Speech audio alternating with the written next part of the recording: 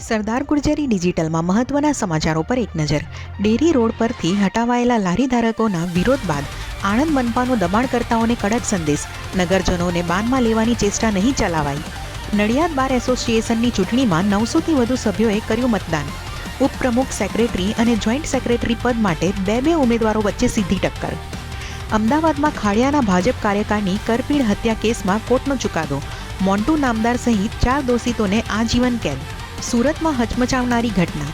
પાલ વિસ્તારમાં 12 વર્ષીય 7મા ધોરણની વિદ્યાર્થિનીએ ગળે ફાંસો ખાઈ જીવન ટૂંકાવ્યું. આતંકવાદીએ તમારા નામે 242 કરોડના ટ્રાન્ઝેક્શન કર્યા છે કહી વડોદરાના વૃદ્ધને ડિજિટલ અરેસ્ટ કરી 1.82 કરોડ પડાવ્યા. બીજા ધર્મના યુવક સાથે લગ્ન બદલ દીકરીને મિલકતમાંથી બેદખલ કરવાના કેસમાં સુપ્રીમ કોર્ટનો મોટો ફેસલો.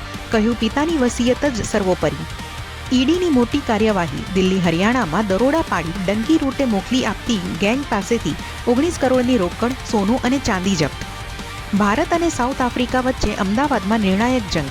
ભારત પાસે શ્રેણી જીતવાની અને સાઉથ આફ્રિકા પાસે બરાબરી કરવાની છેલ્લી તક. ભારતના ગણતંત્ર દિવસ પર યુરોપિયન યુનિયનના નેતા ઉર્સુલા વોન ડેર લેયન અને એન્ટોનિયોના કોસ્ટા બનશે મુખ્ય અતિથિ. કલિંગા ઇન્સ્ટિટ્યૂટ ઓફ સોશિયલ સાયન્સીસમાં આદિવાસી વિદ્યાર્થીની કથિત હત્યા મામલે રાષ્ટ્રીય અનુસૂચિત જનજાતિ આયોગે ઓડિશા સરકાર પાસે માંગ્યો રિપોર્ટ.